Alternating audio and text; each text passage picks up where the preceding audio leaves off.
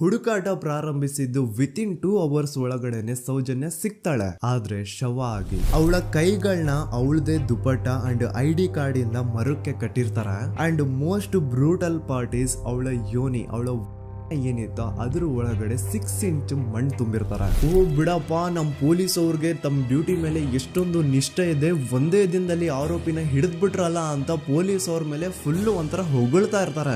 ಆದ್ರೆ ಪಾಪ ಜನರಿಗೆ ಎಲ್ಲಿ ಗೊತ್ತಿತ್ತು ಈ ಕೇಸ್ ನ ರಿಯಲ್ ಆರೋಪಿ ಬೇರೆ ಯಾರೋ ಇದಾರೆ, ಪೊಲೀಸ್ ಅವರೇ ಈ ಕೇಸ್ ನ ಮಿಸ್ಲೀಡ್ ಮಾಡೋದಕ್ಕೆ ಸುಮ್ನೆ ಸಂತೋಷ್ನ ಅರೆಸ್ಟ್ ಮಾಡಿದ್ದಾರೆ ಅಂತ. ಪೊಲೀಸ್ ಅವರು ಈ ಕೇಸ್ ಅಲ್ಲಿ ಕರಪ್ಟ್ ಆಗಿದ್ದಾರೆ, ಪೊಲೀಸ್ ಅವರೇ ಸತ್ಯ ಮುಚ್ಚಿಡ್ಲಿಕ್ಕೆ ಟ್ರೈ ಮಾಡ್ತಿದ್ದಾರೆ. ಹಾಗಾಗಿ ಈ ಕೇಸ್ ನ ಇನ್ಮುಂದೆ ಪೊಲೀಸ್ ಅವರಲ್ಲದೆ CBI ಅವರು ಇನ್ವೆಸ್ಟಿಗೇಷನ್ ಮಾಡಬೇಕು, ಈ ಕೇಸ್ ನ CBI ಒಪ್ಸಿ ಅಂತ ಅಗೇನ್ ಪ್ರೊಟೆಸ್ಟ್ ಗಳು ಸ್ಟಾರ್ಟ್ ಆಗ್ತವೆ. ಸೌಜನ್ಯ ಕೇಸ್ ಒಂದೇ ಅಲ್ಲ, ನಾರಾಯಣ ಹಾಗೂ ಯಮುನಾ ಕೇಸಲ್ಲೂ, ವೇದವಲ್ಲಿ ಕೇಸಲ್ಲೂ, ಆ ಬ್ಯಾಂಕ್ ಮ್ಯಾನೇಜರ್ ನ ಕೇಸಲ್ಲೂ ಹಾಗೂ ಪದ್ಮಲತಾ ಕೇಸಲ್ಲೂ ಸೀದಾ ಡೈರೆಕ್ಟ್ ಡೌಟ್ ಬರೋದೆ ಊರಿನ ಗೌಡ್ರ ಮೇಲೆ. ಸೌಜನ್ಯ ಕೇಸ್ ಬಿಟ್ಟು ಆ ಇನ್ನೊಂದು ಕೇಸ್ ಯಾವುದು, ಅದಕ್ಕೂ ಸಂತೋಷ್ಗೂ ಏನ್ ಸಂಬಂಧ, ಅದ್ರಲ್ಲಿ ಯಾಕೆ ಸಂತೋಷ್ನ ಪೊಲೀಸ್ ಅವರು ಫಿಟ್ ಮಾಡಿದ್ರು ಅಂತ ಪ್ರತಿಯೊಂದು ಹೇಳ್ತೀನಿ.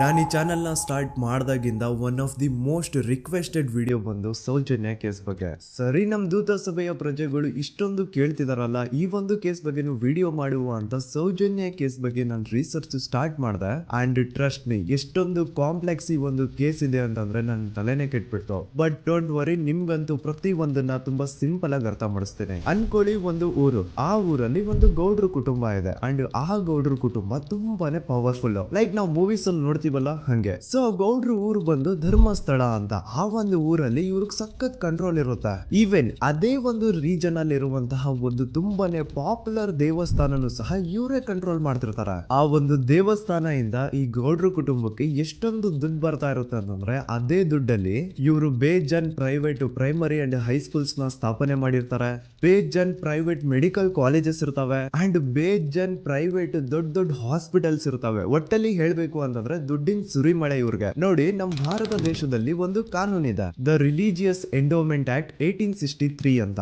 ಬೇಸಿಕಲಿ ಈ ಒಂದು ಕಾನೂನು ಏನ್ ಹೇಳುತ್ತೆ ಅಂತಂದ್ರೆ, ಭಾರತದಲ್ಲಿ ಯಾವ್ದೆಲ್ಲ ಹಿಂದೂ ಟೆಂಪಲ್ಸ್ ಇದಾವೋ ಅವೆಲ್ಲ ಗವರ್ಮೆಂಟ್ ಪ್ರಾಪರ್ಟಿ. ಆ ಹಿಂದೂ ಟೆಂಪಲ್ಸ್ ನ ಮ್ಯಾನೇಜ್ಮೆಂಟ್ ಎಲ್ಲ ಗವರ್ಮೆಂಟ್ ಕೈಗೆ ಹೋಗಿ ಗವರ್ಮೆಂಟ್ ಡಿಸೈಡ್ ಮಾಡುತ್ತೆ ಆ ಮ್ಯಾನೇಜ್ಮೆಂಟ್ ಅಲ್ಲಿ ಯಾರ್ ಕೆಲ್ಸಕ್ಕೆ ಇರಬೇಕು, ಯಾರ್ ಕೆಲ್ಸಕ್ಕೆ ಇರಬಾರ್ದು, ಅಂಡ್ ಆ ಟೆಂಪಲ್ ಇಂದ ಬರ್ತಿರುವಂತಹ ಡೊನೇಷನ್ ಅಮೌಂಟ್ ನ ಏನ್ ಮಾಡ್ಬೇಕು ಅಂತ. ಸೊ ಈ ಒಂದು ಕಾನೂನಿನ ಪ್ರಕಾರ ಗವರ್ಮೆಂಟ್ ಇಂಡಿಯಾದಲ್ಲಿ ಇರುವಂತಹ ಆಲ್ಮೋಸ್ಟ್ ಎಲ್ಲಾ ಹಿಂದೂ ಟೆಂಪಲ್ಸ್ ನ ತನ್ನ ಕಂಟ್ರೋಲ್ ಅಲ್ಲಿ ತಗೋತಾ ಇರ್ಬೇಕಾದ್ರೆ ಗವರ್ಮೆಂಟ್ ಅಫಿಷಿಯಲ್ಸ್ ಧರ್ಮಸ್ಥಳ ಶ್ರೀ ಮಂಜುನಾಥ ದೇವಸ್ಥಾನಕ್ಕೂ ರೀಚ್ ಔಟ್ ಮಾಡ್ತಾರೆ. ಅಂಡ್ ಆಗ ಇಷ್ಟು ದಿನ ಟೆಂಪಲ್ ನ ಕಂಟ್ರೋಲ್ ಮಾಡ್ತಿದ್ದಂತಹ ಆ ಗೌಡ್ರ ಕುಟುಂಬ ಏನ್ ಹೇಳುತ್ತೆ ಗೊತ್ತಾ, ಇಲ್ಲ ಇದು ಹಿಂದೂ ಟೆಂಪಲ್ ಅಲ್ಲ, ಇದು ಜೈನ್ ಫ್ಯಾಮಿಲಿಗೆ ಬಿಲಾಂಗ್ ಮಾಡುವಂತಹ ಒಂದು ಪ್ರೈವೇಟ್ ಟೆಂಪಲ್ ಅಂತ ಹೇಳ್ತಾರೆ. ನಾನು ಇಷ್ಟು ದಿನ ಧರ್ಮಸ್ಥಳ ಶ್ರೀ ಮಂಜುನಾಥ ದೇವಸ್ಥಾನ ಒಂದು ಹಿಂದೂ ಟೆಂಪಲ್ ಅಂತ ಅನ್ಕೊಂಡಿದ್ದೆ, ಆದ್ರೆ ಈಗಷ್ಟೇ ನನಗೂ ಗೊತ್ತಾಗಿದ್ದು ಇದು ಹಿಂದೂ ಟೆಂಪಲ್ ಅಲ್ಲ, ಇದು ಒಂದು ಜೈನ್ ಫ್ಯಾಮಿಲಿಗೆ ಬಿಲಾಂಗ್ ಮಾಡುವಂತಹ ಪ್ರೈವೇಟ್ ಜೈನ್ ಟೆಂಪಲ್ ಅಂತ. ಸೊ ಹೀಗಾಗಿ ಗವರ್ಮೆಂಟ್ ಅಫಿಷಿಯಲ್ಸ್ ಏನೂ ಮಾಡಕ್ಕಾಗದೆ ಇವತ್ತಿನವರೆಗೂ ಈ ಒಂದು ಧರ್ಮಸ್ಥಳ ಶ್ರೀ ಮಂಜುನಾಥ ದೇವಸ್ಥಾನನ ಒಂದು ಪ್ರೈವೇಟ್ ಟ್ರಸ್ಟ್ ನಡೆಸ್ಕೊಂಡು ಹೋಗ್ತಿದೆ. ಅಂಡ್ ಆ ಪ್ರೈವೇಟ್ ಟ್ರಸ್ಟ್ ನ ಓನರ್ ಯಾರು, ಅದೇ ಗೌಡ್ರ ಕುಟುಂಬ. ನೋಡಿ, ನಾನು ಈ ವಿಡಿಯೋದಲ್ಲಿ ಯಾರ್ದನ್ನು ರಿಯಲ್ ನೇಮ್ಸ್ ನ ಬಳಸ್ತಿಲ್ಲ. ಪ್ರೀವಿಯಸ್ಲಿ ಬೇರೆ ಯೂಟ್ಯೂಬರ್ಸ್ ತಮ್ಮ ವಿಡಿಯೋಸ್ ಅಲ್ಲಿ ರಿಯಲ್ ನೇಮ್ಸ್ ನ ಬಳಸಿದ್ದಾರೆ ಅನ್ನೋ ಒಂದೇ ಒಂದು ಕಾರಣಕ್ಕೆ ಅವ್ರ ವಿಡಿಯೋಸ್ ನ ಡಿಲೀಟ್ ಮಾಡಿಸಿದ್ದಾರೆ. ಸೊ ಅವ್ರ ಜೊತೆ ಆಗಿದ್ದು ನನ್ ಜೊತೆ ಆಗೋದ್ ಬೇಡ, ಸತ್ಯ ಮುಚ್ಚೋಗೋದು ನನ್ಗಿಷ್ಟ ಇಲ್ಲ. ಹಾಗಾಗಿ ನಾನಿಲ್ಲಿ ರಿಯಲ್ ನೇಮ್ಸ್ ನ ಬಳಸ್ತಿಲ್ಲ. ಆದ್ರೆ ನಾನು ಯಾರನ್ನ ಪಾಯಿಂಟ್ ಔಟ್ ಮಾಡಿ ಹೇಳ್ತಿದ್ದೀನಿ ಅನ್ನೋದು ಮಾತ್ರ ನಿಮಗೆ ತುಂಬಾ ಕ್ಲಿಯರ್ಲಿ ಅರ್ಥ ಆಗುತ್ತೆ. Don't worry.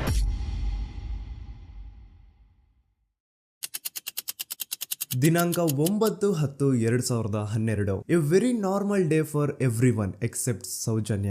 ಧರ್ಮಸ್ಥಳ ಹತ್ರ ಇರುವಂತಹ ಪಂಗಳ್ ಅನ್ನೋ ಒಂದು ಸಣ್ಣ ಹಳ್ಳಿಗೆ ಬಿಲಾಂಗ್ ಮಾಡುವಂತಹ ಸೌಜನ್ಯ ತುಂಬಾನೇ ಒಳ್ಳೆ ಹುಡುಗಿ. SDM ಕಾಲೇಜ್ ಆಫ್ ಉಜ್ರಿಯಲ್ಲಿ 2nd PUC ಓದ್ತಿದ್ದಂತಹ ಇವಳು ತುಂಬಾನೇ ಬ್ರೈಟ್ ಸ್ಟೂಡೆಂಟ್ ಕೂಡ. ಸೊ ಒಂದು ದಿನ ಅಂದ್ರೆ 9 ಅಕ್ಟೋಬರ್ 2012 ಬೆಳಿಗ್ಗೆ 7:30-8 ಗಂಟೆ ಹಾಗೆ ಆಸ್ ಯೂಶುವಲ್ ತನ್ನ ಕಾಲೇಜ್ ಹೋಗೋದಕ್ಕೆ ರೆಡಿ ಆಗ್ತಿರ್ತಾಳೆ. ಅವತ್ತು ಮಂಗಳವಾರದ ದಿನ ಅಂಡ್ ಅವತ್ತು ಲೋಕಲ್ ಫೆಸ್ಟಿವಲ್ ಬೇರೆ ಇರುತ್ತೆ, ಹೊಸ ಅಕ್ಕಿ ಅಂತ. ಈ ಒಂದು ಲೋಕಲ್ ಫೆಸ್ಟಿವಲ್ ದಿನ ಮನೆ ಒಳಗಡೆ ಏನೇ ಅಡುಗೆ ಮಾಡಿದ್ರು ಹೊಸ ಅಕ್ಕಿನೇ ಬಳಸಬೇಕು. ಸೊ ಹೊಸ ಅಕ್ಕಿ ತಂದು ಬ್ರೇಕ್ಫಾಸ್ಟ್ ನ ರೆಡಿ ಮಾಡೋಷ್ಟ್ರಲ್ಲಿ ಸೌಜನ್ಯ ಅವ್ರ ತಾಯಿ ತುಂಬಾ ಲೇಟ್ ಮಾಡ್ತಾರೆ. ಸೊ ಕಾಲೇಜ್ಗೆ ಲೇಟ್ ಆಗ್ತಿದೆ ಅಂತ ಈ ಸೌಜನ್ಯ ಟಿಫಿನ್ ಸಹ ಮಾಡದೆ ಹಾಗೆ ಹೋಗ್ತಾಳೆ. ಅವಳ ತಲೆಯಲ್ಲಿ ಏನಿತ್ತು ಅಂತಂದ್ರೆ, ಹೆಂಗೋ ಇವತ್ತು ಲೋಕಲ್ ಫೆಸ್ಟಿವಲ್ ಬೇರೆ ಇದೆ, ಹಾಗಾಗಿ ಮೇ ಬಿ ಕಾಲೇಜು ಬೇಗ ಬಿಡ್ಬೋದು, ಸೊ ಮಧ್ಯಾಹ್ನ ಡೈರೆಕ್ಟ್ ಮನೆಗೆ ಬಂದು ಊಟ ಬಿಡುವ ಅಂತ ಅವಳು ಅನ್ಕೊಂಡಿರ್ತಾಳೆ. ಆದ್ರೆ ಕಾಲೇಜ್ ಹೋಗಾದ್ಮೇಲೆ ಗೊತ್ತಾಗುತ್ತೆ ಅವತ್ತು ಅವಳಿಗೆ ಸ್ಪೆಷಲ್ ಕ್ಲಾಸಸ್ ಬೇರೆ ಇದೆ ಅಂತ. ಸೌಜನ್ಯ ಬ್ರೇಕ್ಫಾಸ್ಟ್ ಕೂಡ ಮಾಡಿರಲ್ಲ ಅಂಡ್ ಲಂಚ್ ಬಾಕ್ಸ್ ಕೂಡ ತಂದಿರಲ್ಲ. ಹಾಗಾಗಿ ಲಂಚ್ ಟೈಮ್ ಅಲ್ಲಿ ಸೌಜನ್ಯನ ಒಬ್ಳು ಫ್ರೆಂಡ್ ಜಾನ್ವಿ ತಾನ್ ತಂದಿರುವಂತಹ ಲಂಚ್ ಬಾಕ್ಸ್ ಅಲ್ಲಿ ಒಂದಿಷ್ಟು ಲಂಚ್ ನ ಆಫರ್ ಮಾಡ್ತಾಳೆ. ಆದ್ರೆ ಸೌಜನ್ಯ ಪರವಾಗಿಲ್ಲ ನೀನ್ ತಿನ್ನು, ನಾನ್ ಮನೆಗೆ ಹೋಗ್ಬಿಟ್ಟು ಊಟ ಮಾಡ್ಕೊಂತೀನಿ ಅಂತ ಹೇಳ್ತಾಳೆ. ಸುಮಾರು ಮಧ್ಯಾಹ್ನದ 3:45ಕ್ಕೆ ಕಾಲೇಜ್ ಬಿಡುತ್ತೆ. ಸೌಜನ್ಯ ಕಾಲೇಜ್ ಇಂದ ಬಸ್ ಅಲ್ಲಿ ಬಂದು ನೇತ್ರಾವತಿ ಬಸ್ ಸ್ಟಾಪ್ ಹತ್ರ ಇಳ್ಕೋತಾಳೆ. ಅವಳ ಜೊತೆ ಅವಳ ಕ್ಲಾಸ್ ಮೇಟ್ಸ್ ಅಂಡ್ ಫ್ರೆಂಡ್ಸ್ ಎಲ್ಲ ಇರ್ತಾರೆ. ಸೊ ಅವ್ರಿಗೆಲ್ಲ ಬಾಯ್ ಹೇಳ್ಬಿಟ್ಟು ಸೌಜನ್ಯ ತನ್ನ ಮನೆ ಕಡೆಗೆ ಹೊರಡ್ತಾಳೆ. ನೇತ್ರಾವತಿ ಬಸ್ ಸ್ಟಾಪ್ ಇಂದ ಸೌಜನ್ಯ ಮನೆಗೆ 20 ಮಿನಿಟ್ಸ್ ನ ವಾಕ್ ಇರುತ್ತೆ. ಮ್ಯಾಕ್ಸ್ ಟು ಮ್ಯಾಕ್ಸ್ 30 ಮಿನಿಟ್ ಹಿಡಿಬಹುದು. ಸೊ ಸೌಜನ್ಯ ನಡ್ಕೊಂಡು ಮನೆ ಕಡೆಗೆ ಹೋಗ್ತಾ ಇರ್ತಾಳೆ. ಒಂದ್ ಸ್ವಲ್ಪ ದೂರದಲ್ಲಿ ಪ್ರಕೃತಿ ಹಾಸ್ಪಿಟಲ್ ಅಂತ ಒಂದಿರುತ್ತೆ. ಅಲ್ಲಿನ ಸೆಕ್ಯೂರಿಟಿ ಗಾರ್ಡ್ ಸೌಜನ್ಯ ನಡ್ಕೊಂಡು ಹೋಗ್ತಾ ಇರೋದನ್ನ ನೋಡ್ತಾನೆ ಕೂಡ.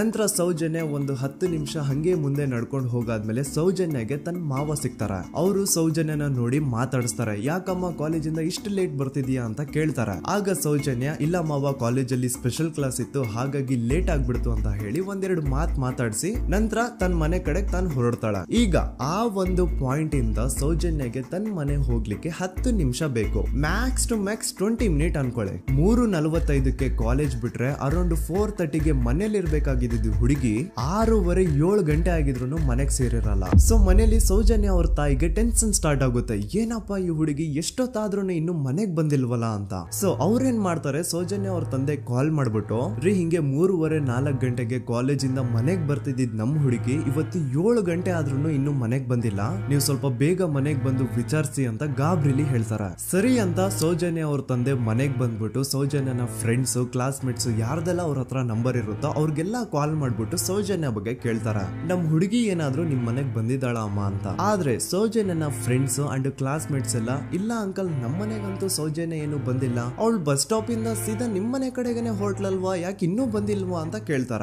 ಆಗ ಸೌಜನ್ಯ ಅವ್ರ ತಂದೆ ಇಲ್ಲಮ್ಮ ಬಂದಿಲ್ಲ ಹಾಗಾಗಿನೇ ಕಾಲ್ ಮಾಡಿರೋದು ಅಂತ ಹೇಳಿ ಕಾಲ್ ಕಟ್ ಮಾಡ್ತಾರ. ದೆನ್ ಸೌಜನ್ಯ ಅವ್ರ ತಂದೆ ಸೌಜನ್ಯ ಅವ್ರ ಮಾವ ಕಾಲ್ ಮಾಡ್ತಾರ. ಅಳಿಯ ಎಲ್ಲಿದ್ಯಾ, ನನ್ ಮಗಳು ಇನ್ನು ಮನೆಗ್ ಬಂದಿಲ್ಲ, ನೀನೇನಾದ್ರೂ ಅವಳನ್ನ ನೋಡ್ದ ಅಂತ ಕೇಳ್ತಾರ. ಆ ಕಡೆಯಿಂದ ಅವರು ಸೌಜನ್ಯನ ಮಾವ ಹೇಳ್ತಾರೆ, ಹ್ಞೂ ನಾನ್ ನೋಡ್ದೆ, 4:15 ಹಾಗೆ ಆ ಹುಡುಗಿ ಕಾಲೇಜಿಂದ ಬರ್ಬೇಕಾದ್ರೆ ನನಗ್ ಕಾಣಿಸಿದ್ಲು, ನಾನ್ ಸ್ವಲ್ಪ ಮಾತಾಡ್ದೆ ಅವಳ ಹತ್ರ, ಅದಾದ್ಮೇಲೆ ಅವಳು ಮನೆ ಕಡೆ ಹೋದ್ಲಲ್ಲ, ಯಾಕೆ ಇನ್ನೂ ಬಂದಿಲ್ವಾ ಅಂತ ಅವರೇ ಉಲ್ಟಾ ಕ್ವಶನ್ ಕೇಳ್ತಾರ. ಈ ಕಡೆ ಸೌಜನ್ಯ ಅವ್ರ ತಂದೆ ಇಲ್ಲ 7 ಗಂಟೆ ಆದ್ರೂ ಮಗು ಇನ್ನು ಮನೆಗ್ ಬಂದಿಲ್ಲ, ನಮ್ಗೆ ಯಾಕೋ ತುಂಬಾ ಗಾಬರಿ ಆಗ್ತಿದೆ, ನೀನೊಂದ್ ಕೆಲ್ಸ ಮಾಡು, ನಮ್ಮವ್ರನ್ನೆಲ್ಲ ಸೇರ್ಸು, ಎಲ್ರೂ ಸೇರಿ ಹುಡುಕುವ ಅವಳನ್ನ ಅಂತ ಸುಮಾರು ರಾತ್ರಿ 7 ಗಂಟೆಯಿಂದ ಹಿಡಿದು 11 ಗಂಟೆವರೆಗೂ ಸೌಜನ್ಯನ ಮನೆಯವರು ಅಂಡ್ ಊರಿನ ಜನ 200-300 ಜನ ಸೇರ್ಕೊಂಡು ಸೌಜನ್ಯನ ಹುಡುಕ್ತಾರೆ. ಆದ್ರೆ ಸೌಜನ್ಯನ ಒಂದು ಸುಳಿವು ಸಿಗಲ್ಲ. ಸೊ ಕೊನೆಗೆ ಸಹಾಯ ಕೇಳ್ತಾ ರಾತ್ರಿ 11 ಗಂಟೆ ಹಾಗೆ ಸೌಜನ್ಯನ ತಂದೆ ತಾಯಿ ಅಂಡ್ ಊರಿನ ಜನ ಎಲ್ಲ ಬೆಳ್ತಂಗಡಿ ಪೊಲೀಸ್ ಸ್ಟೇಷನ್ ಹತ್ರ ಹೋಗ್ತಾರ. ಅಲ್ಲಿ ಪೊಲೀಸ್ ಅವ್ರ ಹತ್ರ ಕಾಲೇಜ್ ಹೋಗಿದ್ ನಮ್ ಹುಡುಗಿ ಇಷ್ಟೊತ್ತಾದ್ರೂ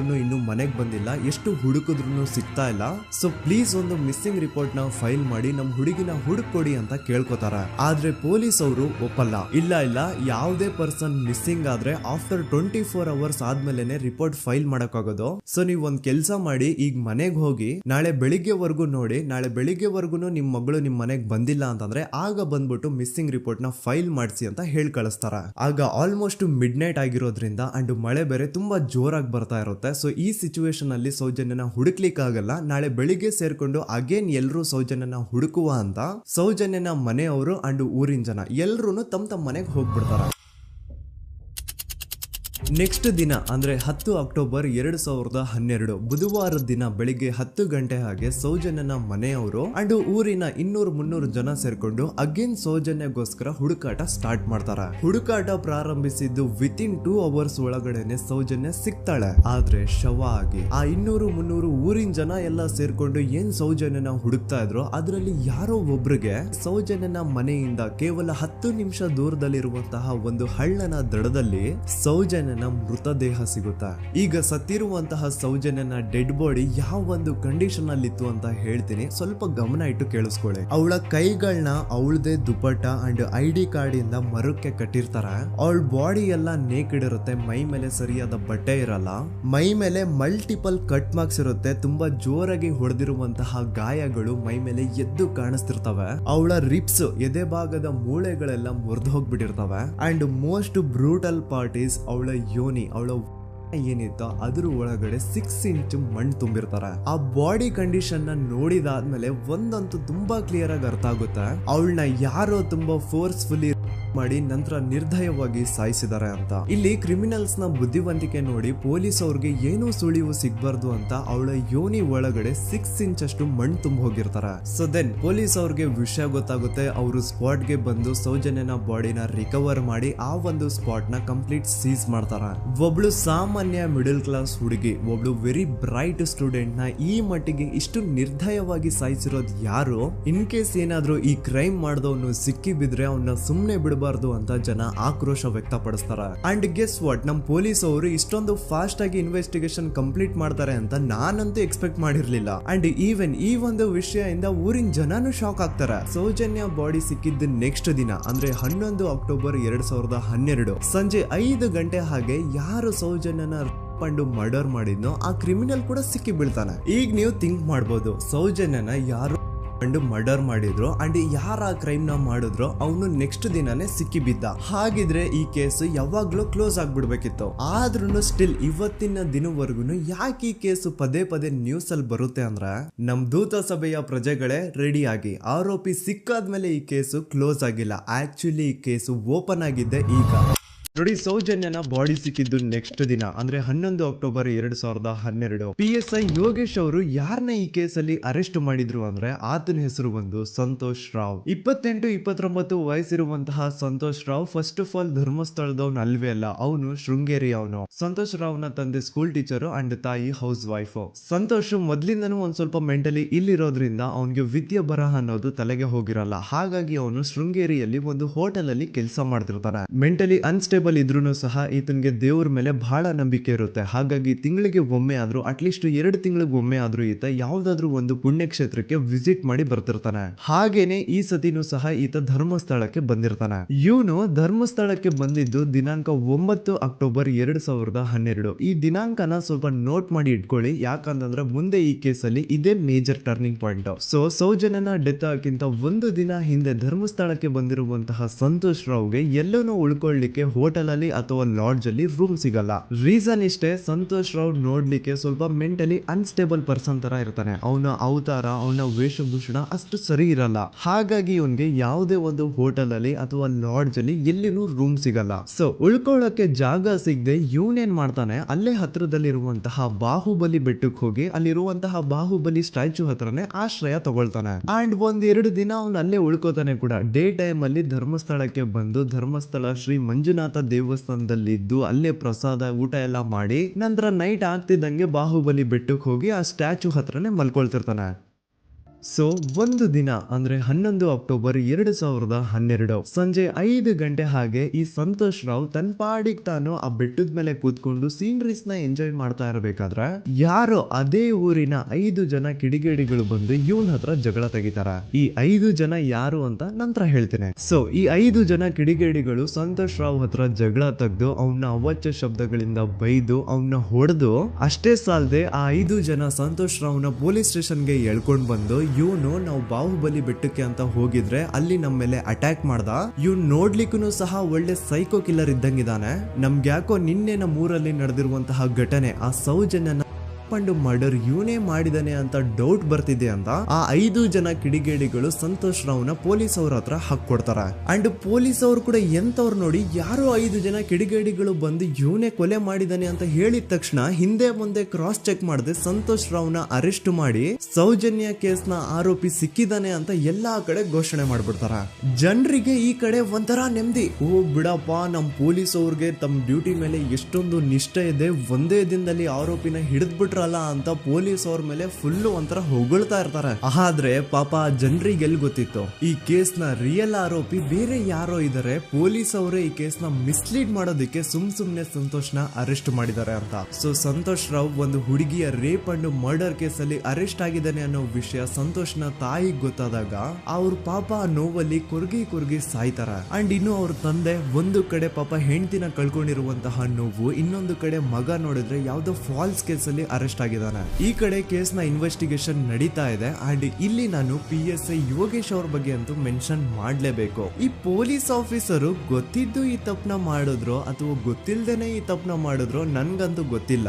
ಸೊ ಇವ್ರು ಏನ್ ಮಾಡ್ತಾರೆ ಅಂತಂದ್ರೆ, ಸೌಜನ್ಯನ ಬಾಡಿನ ಪೋಸ್ಟ್ ಮಾರ್ಟಮ್ ಗೆ ಕಳಿಸಿದಾಗ ಡಾಕ್ಟರ್ಸ್ ಹಂಗೋ ಹಿಂಗೋ ಮಾಡಿ ಇಂದ ಕೆಲವೊಂದು ಸ್ಪರ್ಮ್ ನ ಸ್ಯಾಂಪಲ್ಸ್ ಕಲೆಕ್ಟ್ ಮಾಡ್ತಾರ. ಅದನ್ನ ಅವರು PSI ಯೋಗೇಶ್ಗೆ ಕೊಟ್ಟು ಇದನ್ನ ವಿತಿನ್ 72 ಅವರ್ಸ್ ಒಳಗಡೆ ಇನ್ನೊಂದು ಲ್ಯಾಬ್ ಗೆ ಸಬ್ಮಿಟ್ ಮಾಡಿ ಅಂತ ತುಂಬಾ ಕ್ಲಿಯರ್ ಆಗಿ ಹೇಳ್ತಾರ. ಆದ್ರೆ PSI ಯೋಗೇಶ್ ಆ ಸ್ಪರ್ಮ್ ಸ್ಯಾಂಪಲ್ಸ್ ನ ವಿತಿನ್ 72 ಅವರ್ಸ್ ಒಳಗಡೆ ಲ್ಯಾಬ್ ಕಳ್ಸೋದಿರ್ಲಿ, ಅದನ್ನ 12 ದಿನ ಆದ್ಮೇಲೆ ಲ್ಯಾಬ್ ಕಳಿಸ್ತಾರ. ಅಷ್ಟೊತ್ತಿಗೆ ಆಲ್ರೆಡಿ ಆ ಸ್ಪರ್ಮ್ ಸ್ಯಾಂಪಲ್ಸ್ ಗೆಲ್ಲ ಫಂಗಸ್ ಹಿಡಿದು ಅದು ಅನ್ಫಿಟ್ ಫಾರ್ ಟೆಸ್ಟಿಂಗ್ ಅಂತ ಬರುತ್ತಾ. ಈಗ ನೀವೇ ಹೇಳಿ, ಎಂತ ಡಂಬೆಸ್ಟ್ ಪರ್ಸನ್ ಪೊಲೀಸ್ ಆಫೀಸರ್ ಆಗಿದ್ರು ಅವನ ಹತ್ರ ಒಂದು ಮರ್ಡರ್ ಕೇಸ್ ಬಂದಾಗ ಅವನ ಹತ್ರ ಇರೋ ಮೇನ್ ಸಾಕ್ಷಿನೇ, ಮೇನ್ ಎವಿಡೆನ್ಸ್ ಆ ಹುಡುಗಿಯ ಕಲೆಕ್ಟ್ ಆಗುವಂತಹ ಸ್ಪರ್ಮ್ ಸ್ಯಾಂಪಲ್ಸ್. ಸೊ ಅದನ್ನ ಮೊದಲು ಲ್ಯಾಬ್ ಕಳಿಸಿ ಅದನ್ನ ಐಡೆಂಟಿಫೈ ಮಾಡೋದು ಪೊಲೀಸ್ ಅವರ ಫಸ್ಟ್ ಡ್ಯೂಟಿ. ಆದ್ರೆ ಇಲ್ಲಿ PSI ಯೋಗೇಶ್ ಅವರು ಇದನ್ನೇ ಮರ್ತು ಹೋದ್ರು ಅಂತ ನೋಡಿ. ಯಾವುದೇ ಒಂದು ಕೇಸ್ ಅಲ್ಲಿ ಪೊಲೀಸ್ ಅವರು ಆದಷ್ಟು ಎವಿಡೆನ್ಸ್ ನ ಕಲೆಕ್ಟ್ ಮಾಡೋದಕ್ಕೆ ಟ್ರೈ ಮಾಡ್ತಾರ. ಆದ್ರೆ ಈ ಒಂದು ಕೇಸ್ ಅಲ್ಲಿ ಮಾತ್ರ ಪೊಲೀಸ್ ಅವರು ಎವಿಡೆನ್ಸ್ ನ ಕಲೆಕ್ಟ್ ಮಾಡೋ ಬದಲಾಗಿ ಎವಿಡೆನ್ಸ್ ನ ಡಿಸ್ಟ್ರಾಯ್ ಮಾಡೋದ್ರಲ್ಲಿ ಮುಂದೆ ಇದ್ರು. ಅಷ್ಟೇ ಅಲ್ಲದೆ ಈ ಪೊಲೀಸ್ ಆಫೀಸರ್ ಸೇರ್ಕೊಂಡು ಸಂತೋಷ್ ರಾವ್ಗೆ ಸೆಲ್ ಅಲ್ಲಿ ಎಂತ ಟಾರ್ಚರ್, ಎಂತ ಹಿಂಸೆ ಕೊಡ್ತಾರೆ ಅಂದ್ರೆ ನೆನ್ಸ್ಕೊಂಡ್ರೆ ಮೈ ಜುಮ್ ಅನ್ನುತ್ತಾ. ಹೊಡಿಯೋದು, ಕೆಟ್ಟದಾಗ ಬೈಯೋದು, ಇದೆಲ್ಲ common. Most brutal part is Santosh ರಾವ್ನ ಪ್ಯಾಂಟ್ ಬಿಚ್ಚಿ ಅವನ ಪ್ರೈವೇಟ್ ಪಾರ್ಟ್ ಮೇಲೆ ಬಿಸಿ ಬಿಸಿ ಕುದೀತಾ ಇರುವಂತಹ ನೀರ್ ಚಲ್ತಾರ. ಈ ಕ್ರೈಮ್ ನೀನೇ ಮಾಡಿದ್ಯಾ ಅಂತ ಒಪ್ಕೋ, ಇಲ್ಲ ಅಂತಂದ್ರೆ ನಿನ್ನ ಸೆಲ್ ಒಳಗಡೆನೆ ಸಾಯಿಸ್ಬಿಡ್ತೀವಿ, ನಿನ್ನ ತಂದೆ ತಾಯಿ ಎಲ್ರು ಸಾಯಿಸ್ಬಿಡ್ತೀವಿ ಅಂತ ಬ್ಲಾಕ್ ಮೇಲ್ ಮಾಡ್ತಾರ. ನೋಡಿ, ಸಂತೋಷ್ ರಾವ್ ಜಾಗದಲ್ಲಿ ನನ್ನಂತ ನಿಮ್ಮಂತ ನಾರ್ಮಲ್ ಪರ್ಸನ್ ಯಾರಾದ್ರೂ ಇದ್ದಿದ್ರೆ ಪೊಲೀಸ್ ಅವರು ಕೊಡ್ತಿರುವಂತಹ ಹಿಂಸೆನ ತಡ್ಕೊಳಕ್ಕಾಗದೆ ಆ ಕ್ರೈಮ್ ಮಾಡಿಲ್ಲ ಅಂದ್ರೂ ಮಾಡಿದೀನಿ ಅಂತ ಒಪ್ಕೊಬಿಡ್ತಾ ಇದ್ವಿ. ಆದ್ರೆ ಸಂತೋಷ್ ರಾವ್ ಮೆಂಟಲಿ ಇಲ್ಲಿರೋದೇ ಅವನ್ಗೆ ಅಡ್ವಾಂಟೇಜ್ ಆಗೋಯ್ತು. ಪೊಲೀಸ್ಗಳು ಸಂತೋಷ್ ರಾವ್ಗೆ ಎಷ್ಟೇ ಹೊಡೆದ್ರು, ಎಷ್ಟೇ ಬೈದ್ರು, ಎಷ್ಟೇ ಬ್ಲಾಕ್ ಮೇಲ್ ಮಾಡಿದ್ರು ಸಂತೋಷ್ ರಾವ್ ಬಾಯಲ್ಲಿ ನಾನ್ ಈ ಕ್ರೈಮ್ ನ ಮಾಡಿಲ್ಲ ಅಂತಾನೆ ಬರುತ್ತೆ ಹೊರತು ಆ ಕ್ರೈಮ್ ನ ಅವನು ಒಪ್ಕೊಳ್ಳೋದೇ ಇಲ್ಲ. ದೆನ್ ಕೋರ್ಟ್ ಟ್ರಯಲ್ಸ್ ಸ್ಟಾರ್ಟ್ ಆಗುತ್ತೆ. ಈ ಕ್ರೈಮ್ ನ ಸಂತೋಷೇ ಮಾಡಿದಾನೆ ಅಂತ ಸೌಜನ್ಯ ಕಡೆಯ ಲಾಯರ್ ವಾದ ಮಾಡ್ತಾನೆ. ಅದಕ್ಕೆ ಆಪೋಸಿಟ್ ಆಗಿ ಸಂತೋಷ್ ರಾವ್ ಕಡೆಯಿಂದ ಒಬ್ರು ಲಾಯರ್ ಇಲ್ಲ, ಸಂತೋಷ್ ರಾವ್ ಈ ಕ್ರೈಮ್ ನ ಮಾಡ್ಲಿಕ್ಕೆ ಸಾಧ್ಯನೇ ಇಲ್ಲ ಅಂತ ವಾದ ಮಾಡ್ತಿರ್ತಾರೆ. ಅಂಡ್ ಕೋರ್ಟ್ ಇಂದ ಆಚೆಗಡೆ ಸಂತೋಷ್ ರಾವ್ ನ ಅಗೇನ್ಸ್ಟ್ ಸ್ಟೂಡೆಂಟ್ಸ್ ಪ್ರೊಟೆಸ್ಟ್ ನಡೆಯುತ್ತೆ, ಪಬ್ಲಿಕ್ ಪ್ರೊಟೆಸ್ಟ್ ನಡೆಯುತ್ತೆ. ಅರೆಸ್ಟ್ ಆಗಿರುವಂತಹ ಸಂತೋಷ್ ರಾವ್ಗೆ ಗಲ್ಲಿಗೇರಿಸ್ರಿ ಅಂತ ಅವ್ರು ಡಿಮ್ಯಾಂಡ್ ಮಾಡ್ತಿರ್ತಾರೆ. ಸೊ ಹೀಗೆ ಒಂದು 2-3 ವರ್ಷ ಕಳೆದು ಹೋಗುತ್ತೆ. ನಂತರ ಒಂದು ಕೋರ್ಟ್ ಟ್ರಯಲ್ ಅಲ್ಲಿ ಸಂತೋಷ್ ರಾವ್ ಪರವಾಗಿ ಹೋರಾಡ್ತಿದ್ದಂತಹ ಲಾಯರ್ ಯಾಕೆ ಈ ಕೇಸ್ ಅಲ್ಲಿ ಸಂತೋಷ್ ಆರೋಪಿ ಅಲ್ಲ ಅಂತ ಪ್ರೂವ್ ಮಾಡ್ಲಿಕ್ಕೆ ಕೆಲವೊಂದು ಪಾಯಿಂಟ್ಸ್ ನ ಮುಂದೆ ಇಡ್ತಾರೆ. ಅದೇನಂತಂದ್ರೆ, ಮೊದಲನೇದಾಗಿ ಸಂತೋಷ್ ರಾವೇ ಈ ಕ್ರೈಮ್ ನ ಮಾಡಿದಾನೆ ಅಂತ ಒಬ್ರು ಒಂದು ಐ ವಿಟ್ನೆಸ್ ಇರಲ್ಲ. ಇನ್ನೊಂದೇನು ಅಂತಂದ್ರೆ, ಯಾವೊಂದು ಕಂಡೀಷನ್ ಅಲ್ಲಿ, ಯಾವೊಂದು ಬ್ರೂಟಲ್ ಕಂಡೀಷನ್ ಅಲ್ಲಿ ಸೌಜನ್ಯನ ಬಾಡಿ ಸಿಕ್ಕಿತ್ತೋ ಅದನ್ನ ಗಮನದಲ್ಲಿಟ್ಕೊಂಡು ಸ್ವಲ್ಪ ಪ್ರಾಕ್ಟಿಕಲ್ ಆಗಿ ಥಿಂಕ್ ಮಾಡಿದ್ರೆ ಆ ಒಂದು ಭೀಕರ ಕ್ರೈಮ್ ನ ಒಬ್ನೇ ಮಾಡ್ಲಿಕ್ಕೆ ಸಾಧ್ಯನೇ ಇಲ್ಲ. ಇನ್ನೊಂದು ಪಾಯಿಂಟ್ ಏನು ಅಂತಂದ್ರೆ, ಸೌಜನ್ಯನ ಇಂದ ಪೊಲೀಸ್ ಅವ್ರಿಗೆ ಯಾವುದೇ ಸ್ಪರ್ಮ್ ಸ್ಯಾಂಪಲ್ ಸಿಗ್ಬಾರ್ದು ಅಂತ 6 ಇಂಚು ಅಷ್ಟು ಮಣ್ಣು ಹಾಕಿರ್ತಾರ. ಸೊ ಈಗ ನೀವೇ ಹೇಳಿ, ಮೆಂಟಲಿ ಇಲ್ಲಿರುವಂತಹ ಪರ್ಸನ್ಗೆ ಇಷ್ಟೊಂದು ಬುದ್ಧಿವಂತಿಕೆ ಇರುತ್ತಾ? ಅನ್ಕೊಳ್ಳಿ, ಅಷ್ಟೊಂದು ಬುದ್ಧಿವಂತಿಕೆ ಅವ್ನಿಗಿದ್ರು ಆ ಕ್ರೈಮ್ ಮಾಡಾದ್ಮೇಲೆ ಅವನ ಆ ಊರಿಂದ ಓಡ್ ಹೋಗ್ಬೋದಾಗಿತ್ತು. ಆದ್ರೆ ಮತ್ತ್ಯಾಕೆ ಅವನು ಅದೇ ಊರಲ್ಲೇ ಇರ್ತಾನೆ? ಅಂಡ್ ಸೌಜನ್ಯ ಕೊನೆಯದಾಗಿ ಪ್ರಕೃತಿ ಹಾಸ್ಪಿಟಲ್ ಮುಂದ್ಗಡೆಯಿಂದ ನಡ್ಕೊಂಡು ಹೋಗ್ತಾ ಇರ್ಬೇಕಾದ್ರೆ ಆ ಪ್ರಕೃತಿ ಹಾಸ್ಪಿಟಲ್ ನ ಸೆಕ್ಯೂರಿಟಿ ಗಾರ್ಡ್ ನೋಡ್ತಾನೆ. ಅಂಡ್ ಪ್ರಕೃತಿ ಹಾಸ್ಪಿಟಲ್ ನ ಆಚೆಗಡೆ CCTV ಕ್ಯಾಮರಾನು ಇರುತ್ತೆ. ಸಡನ್ಲಿ ಆ CCTV ಫುಟೇಜ್ ಕೂಡ ಕಾಣೆ ಆಗ್ಬಿಡುತ್ತಾ. ಇನ್ನೊಂದೇನು ಅಂತಂದ್ರೆ, ಸೌಜನ್ಯನ ಮರ್ಡರ್ ಆಗಿದ್ದು ನೆಕ್ಸ್ಟ್ ದಿನಾನೇ ಪೊಲೀಸ್ ಅವರು ಆರೋಪಿನ ಹಿಡಿದ್ರು. ಸೊ ಹಾಗಿದ್ದಾಗ ಆ ಕಲೆಕ್ಟ್ ಮಾಡಿರುವಂತಹ ಸ್ಪರ್ಮ್ ಸ್ಯಾಂಪಲ್ಸ್ ನ ಲ್ಯಾಬ್ ಗೆ ಕಳಿಸಿ ಇವನೇ ಆರೋಪಿ ಅಂತ ಕನ್ಫರ್ಮ್ ಮಾಡೋ ಬದಲಾಗಿ ಯಾಕೆ ಪೊಲೀಸ್ ಅವರು ಆ ಸ್ಪರ್ಮ್ ಸ್ಯಾಂಪಲ್ಸ್ ನ ತಮ್ಮ ಹತ್ರನೇ ಇಟ್ಕೊಂಡು 12 ದಿನವರೆಗೂ ಅದಕ್ಕೆ ಫಂಗಸ್ ಹಿಡಿಯೋವರೆಗೂ ಕಾದು ಆಮೇಲೆ ಅದನ್ನ ಲ್ಯಾಬ್ ಕಳಿಸಿದ್ರು? ಅಂಡ್ ಮೇನ್ ಇಂಪಾರ್ಟೆಂಟ್ ಆಗಿ ಸಂತೋಷ್ ರಾವ್ಗೆ ಒಂದು ಗುಪ್ತ ರೋಗ ಇರುತ್ತೆ, ಅದೇ ಫಿಮೋಸಿಸ್ ಅಂತ. ಈ ಕಾಯಿಲೆ ಏನು ಅಂತ ನಾನು ಈ ವಿಡಿಯೋದಲ್ಲಿ ಡೀಟೇಲ್ಡ್ ಆಗಿ ಎಕ್ಸ್ಪ್ಲೈನ್ ಮಾಡ್ಲಿಕ್ಕೆ ಆಗಲ್ಲ. ಜಸ್ಟ್ ತಿಳ್ಕೊಳ್ಳಿ, ಈ ಒಂದು ಕಾಯಿಲೆ ಇರೋರು ಇಂಟಿಮಸಿ ಮಾಡ್ಲಿಕ್ಕೆ ಆಗಲ್ಲ. ಇನ್ ಕೇಸ್ ಮಾಡಿದ್ರು ಅವರು ಸುಖ ಅಲ್ಲ ನರಕ ಕಾಣ್ತಾರ. ಸೊ ಇಷ್ಟೆಲ್ಲ ವ್ಯಾಲಿಡ್ ಪಾಯಿಂಟ್ಸ್, ಇಷ್ಟೆಲ್ಲ ಫ್ಯಾಕ್ಟ್ಸ್ ಕಣ್ ಮುಂದೆ ಇರ್ಬೇಕಾದ್ರೆ ಸ್ಟಿಲ್ ಪೊಲೀಸ್ ಅವರು ಯಾಕೆ ಈ ಕ್ರೈಮ್ ನ ಸಂತೋಷ್ ರಾವೇ ಮಾಡಿದಾನೆ ಅಂತ ಇವನ್ ಹಿಂದೆ ಬಿದ್ದಿದ್ದಾರೆ? ಯಾಕೆ ಅವರು ಈ ಕ್ರೈಮ್ ಇವನ್ ಬಿಟ್ರೆ ಬೇರೆ ಯಾರಾದ್ರೂ ಮಾಡಿರ್ಬೋದಲ್ಲ ಅಂತ ಆ ಆಂಗಲ್ ಅಲ್ಲಿ ಇನ್ವೆಸ್ಟಿಗೇಷನ್ ಮಾಡ್ತಿಲ್ವಲ್ಲ ಅಂತ ಪೊಲೀಸ್ ಅವರ ಇನ್ವೆಸ್ಟಿಗೇಷನ್ ಮೇಲೆ ಈಗ ಕ್ವಶನ್ ಬರುತ್ತೆ. So after hearing all of this, ಎಲ್ಲರಿಗೂ ಈಗ ಪೊಲೀಸ್ ಅವರ ಇನ್ವೆಸ್ಟಿಗೇಷನ್ ಇನ್ವೆಸ್ಟಿಗೇಷನ್ ಮೇಲೆ ಡೌಟ್ ಬರುತ್ತೆ. ಅಂಡ್ ಈವನ್ ಸೌಜನ್ಯ ಅವ್ರ ಮನೆಯವರು ಕೂಡ ನಿಜವಾದ ಆರೋಪಿ ಸಂತೋಷ್ ಅಲ್ಲ ಅಂತ ತಮ್ಮ ಅಭಿಪ್ರಾಯನ ವ್ಯಕ್ತಪಡಿಸ್ತಾರೆ. ಆಗ ಅಲ್ಲಿವರೆಗೂ ಸಂತೋಷ್ ರಾವ್ನ ಗಲ್ಲಿಗೇರಿಸಿ ಅಂತ ಏನು student protest and public protest ಎಲ್ಲ ನಡೀತಾ ಇತ್ತು, ಈಗ ಅದೆಲ್ಲ ನಿಂತು ಹೋಗಿ ಎಲ್ಲಾ ಹೇಟ್ರೇಡ್ ಪೊಲೀಸ್ ಅವ್ರ ಕಡೆಗೆ ಹೋಗುತ್ತೆ. ಪೊಲೀಸ್ ಅವರು ಈ ಕೇಸಲ್ಲಿ ಕರಪ್ಟ್ ಆಗಿದ್ದಾರೆ, ಪೊಲೀಸ್ ಅವರೇ ಸತ್ಯ ಮುಚ್ಚಿಡ್ಲಿಕ್ಕೆ ಟ್ರೈ ಮಾಡ್ತಿದ್ದಾರೆ. ಹಾಗಾಗಿ ಈ ಕೇಸ್ ನ ಇನ್ ಮುಂದೆ ಪೊಲೀಸ್ ಅವರಲ್ಲದೆ ಸಿಬಿಐ ಅವರು ಇನ್ವೆಸ್ಟಿಗೇಷನ್ ಮಾಡಬೇಕು, ಈ ಕೇಸ್ ನ ಸಿಬಿಐ ಒಪ್ಸಿ ಅಂತ ಅಗೇನ್ ಪ್ರೊಟೆಸ್ಟ್ ಗಳು ಸ್ಟಾರ್ಟ್ ಆಗ್ತವೆ. ಸೊ ಧರ್ಮಸ್ಥಳದಲ್ಲಿ ಇಷ್ಟೊಂದು ಹೋರಾಟಗಳಾಗ್ತಿದಾವೆ, ಒಬ್ಳು ಹುಡುಗಿ ಜೊತೆ ಇಷ್ಟೊಂದು ಅನ್ಯಾಯ ಆಗಿದೆ, ಆದ್ರೂ ಸಹ ಧರ್ಮಾಧಿಕಾರಿ ಏನು ಮಾತೇ ಆಡ್ತಿಲ್ವಲ್ಲ ಈ ಹುಡುಗಿ ಬಗ್ಗೆ ಅಂತ ಜನರು ಪ್ರಶ್ನೆ ಮಾಡಿದಾಗ ಆಗ ಧರ್ಮಾಧಿಕಾರಿನೂ ಜನರು ಮುಂದೆ ಬಂದ್ಬಿಟ್ಟು ಈ ಕೇಸ್ ನ ಸಿಬಿಐ ಒಪ್ಸಿ ಅಂತ ಹೋರಾಟ ಮಾಡ್ತಾರ. ನಂತರ ಈ ಒಂದು ಕೇಸು ಪೊಲೀಸ್ ಅವರಿಂದ ಸಿಬಿಐ ಕೈಗೆ ಹೋಗುತ್ತೆ. ಸಿಬಿಐ ಕೈಗೆ ಹೋಗಿದ ತಕ್ಷಣ ಇಲ್ಲೇನು ಸತ್ಯ ಹೊರಗೆ ಬಂದಿಲ್ಲ. ಆ ಸಿಬಿಐ ಅವರು 3-4 ವರ್ಷ ಟೈಮ್ ತಗೊಂಡು ಮತ್ತೆ ಈ ಒಂದು ಕೇಸ್ ನ ರೀ ಇನ್ವೆಸ್ಟಿಗೇಷನ್ ಮಾಡ್ತಾರೆ. ಆದ್ರೆ ಅಲ್ಲೇನು ಇನ್ವೆಸ್ಟಿಗೇಷನ್ ಮಾಡ್ಲಿಕ್ಕೆ ಉಳ್ದೇ ಇರಲ್ಲ. ಆ ಪೊಲೀಸ್ ಅವರು ಅವ್ರ ಕೈಯಲ್ಲಿ ಈ ಕೇಸು ಇದ್ದಷ್ಟು ದಿನ ಎಷ್ಟಾಗುತ್ತೋ ಅಷ್ಟು ಎವಿಡೆನ್ಸ್ ನ ಡಿಸ್ಟ್ರಾಯ್ ಮಾಡ್ಬಿಟ್ಟಿರ್ತಾರ. ಸೊ ಹಾಗಾಗಿ ಅಲ್ಲಿ ಸಿಬಿಐ ಅವ್ರಿಗೆ ಇನ್ವೆಸ್ಟಿಗೇಷನ್ ಮಾಡ್ಲಿಕ್ಕೆ ಏನ್ ಉಳ್ದೇ ಇರಲ್ಲ. ಆದ್ರೂ ಸ್ಟಿಲ್ ಅವರು 3-4 ಇಯರ್ಸ್ ಟೈಮ್ ತಗೊಂಡು ನಂತರ ಫೈನಲಿ ಒಂದು ರಿಪೋರ್ಟ್ ನ ಕೋರ್ಟ್ ಗೆ ಸಬ್ಮಿಟ್ ಮಾಡ್ತಾರೆ. ಅಂಡ್ ಸಿಬಿಐ ಅವರು ಕೋರ್ಟ್ ಗೆ ಸಬ್ಮಿಟ್ ಮಾಡಿರುವಂತಹ ಆ ಒಂದು ರಿಪೋರ್ಟ್ ಅಲ್ಲಿ ಏನಿತ್ತು ಅಂದ್ರೆ ಸಿಬಿಐ ಇನ್ವೆಸ್ಟಿಗೇಷನ್ ಕನ್ಫರ್ಮ್ಸ್ ದಟ್ ಈ ಒಂದು ಕ್ರೈಮ್ ನ ಸಂತೋಷ್ ರಾವೇ ಮಾಡಿದಾನೆ ಅಂತ. ಆದ್ರೆ ಐರೋನಿ ಈಸ್ ಇದೇ ಒಂದು ರಿಪೋರ್ಟ್ ಅಲ್ಲಿ ಇವ್ರು ಏನ್ ಹೇಳ್ತಾರೆ ಅಂದ್ರೆ ಅವ್ರಿಗೆ ಯಾವುದೇ ತರ ಎವಿಡೆನ್ಸ್ ಸಿಕ್ಕಿಲ್ಲ ಅಂತ. ಯಾಕಂದ್ರೆ ಈ ಸೌಜನ್ಯ ಕೇಸು ಪೊಲೀಸ್ ಅವ್ರ ಕೈಯಲ್ಲಿ ಇದ್ದಾಗ ಪೊಲೀಸ್ ಅವರು ತಮ್ಮ ನಿರ್ಲಕ್ಷ್ಯದಿಂದ ಎಲ್ಲಾ ಎವಿಡೆನ್ಸ್ ನ ಕಳ್ಕೊಂಡ್ಬಿಟ್ಟಿರ್ತಾರೆ. ಅಂತದ್ರಲ್ಲಿ ಯಾವ ಒಂದು ಆಧಾರದ ಮೇಲೆ ಇವರು ಸಂತೋಷ್ ರಾವೇ ಈ ಕ್ರೈಮ್ ನ ಮಾಡಿದ್ದಾರೆ ಅಂತ ಕ್ವಶನ್ ಮಾಡಿದಾಗ ಸಿಬಿಐ ಅವ್ರ ಕಡೆಯಿಂದ ನೋ ಆನ್ಸರ್. ನೋಡಿ, ಮೊದ್ಲು ಈ ಒಂದು ಕೇಸ್ ನ ಪೊಲೀಸ್ ಅವರು ಇನ್ವೆಸ್ಟಿಗೇಷನ್ ಮಾಡಿ ನಂತರ ಈ ಒಂದು ಕೇಸು ಸಿಬಿಐ ಅವ್ರ ಕೈಗೆ ಹೋಗಿ ಅವರು 3-4 ವರ್ಷ ಟೈಮ್ ತಗೊಂಡು ಇನ್ವೆಸ್ಟಿಗೇಷನ್ ಮಾಡಿ ದೆನ್ ಫೈನಲ್ ರಿಪೋರ್ಟ್ ನ ಕೋರ್ಟ್ ಗೆ ಸಬ್ಮಿಟ್ ಮಾಡೋಷ್ಟ್ರಲ್ಲಿ ಸುಮಾರು 5-6 ವರ್ಷ ಕಳೆದು ಹೋಗಿರುತ್ತೆ. ಅಂಡ್ ಸ್ಟಿಲ್ ಈ ಒಂದು ಕೇಸ್ ಅಲ್ಲಿ ಏನೋ ಕನ್ಕ್ಲೂಷನ್ ಸಿಕ್ಕಿರಲ್ಲ. ಎವ್ರಿ ಇಯರ್ ಸೌಜನ್ಯನ ಬರ್ತ್ಡೇ ಇದ್ದಾಗ ಅಥವಾ ತಿಥಿ ಇದ್ದಾಗ ಅವಳನ್ನ ನೆನೆಸ್ಕೊಂಡು ಅವಳ ಹೆಸರಲ್ಲಿ public protest and student protest ನಡೀತಾನೆ ಇರ್ತವೆ. ಸೊ ಒಂದು ದಿನ ಈ ಒಂದು ಪ್ರೊಟೆಸ್ಟ್ ಗಳ ನ್ಯೂಸ್ ಗಿರೀಶ್ ಮುಟ್ಟಣ್ಣನವರ ಗಮನಕ್ಕೆ ಬರುತ್ತೆ.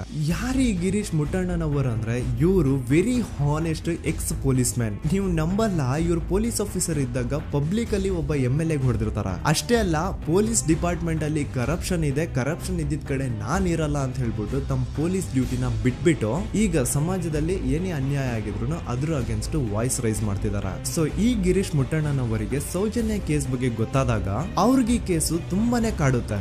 ಅಲ್ಲ, ಇಷ್ಟೊಂದು ವರ್ಷಗಳಾಗೋಯ್ತು ಆ ಹುಡುಗಿ ಜೊತೆ ಅನ್ಯಾಯ ಆಗಿ, ಸ್ಟಿಲ್ ಈ ಒಂದು ಕೇಸ್ ನ ಕನ್ಕ್ಲೂಷನ್ ಸಿಕ್ತಿಲ್ವಲ್ಲ, ಏನ್ ನಡೀತಿದೆ ಧರ್ಮಸ್ಥಳದಲ್ಲಿ ಅರ್ಥ ಆಗ್ತಿಲ್ವಲ್ಲ ಅಂತ ಈ ಗಿರೀಶ್ ಅವರು ತಮ್ಮ ಹಳೆ ಪೊಲೀಸ್ ಕಾಂಟ್ಯಾಕ್ಟ್ಸ್ ನ ಯೂಸ್ ಮಾಡ್ಕೊಂಡು ಆ ಸೌಜನ್ಯ ಕೇಸ್ ಫೈಲ್ ನ ಒಂದು ಕಾಪಿನ ತಮ್ಮ ಹತ್ರ ತರಿಸ್ಕೋತಾರ. ಆ ಒಂದು ಕೇಸ್ ಫೈಲ್ ಅಲ್ಲಿ ಸೌಜನ್ಯ ಬಗ್ಗೆ ಅಷ್ಟೇ ಅಲ್ಲದೆ ಸಂತೋಷ್ ರಾವ್ ಬಗ್ಗೆನೂ ಇನ್ಫಾರ್ಮೇಶನ್ ಇರುತ್ತೆ. ಅಂಡ್ ಗಿರೀಶ್ ಅವರು ಸಂತೋಷ್ ಬಗ್ಗೆ ಇರುವಂತಹ ಇನ್ಫಾರ್ಮೇಶನ್ ನೋಡ್ತಾ ಇರ್ಬೇಕಾದ್ರೆ ಅವರು ಒಂದು ವಿಷಯನ ನೋಟಿಸ್ ಮಾಡ್ತಾರ.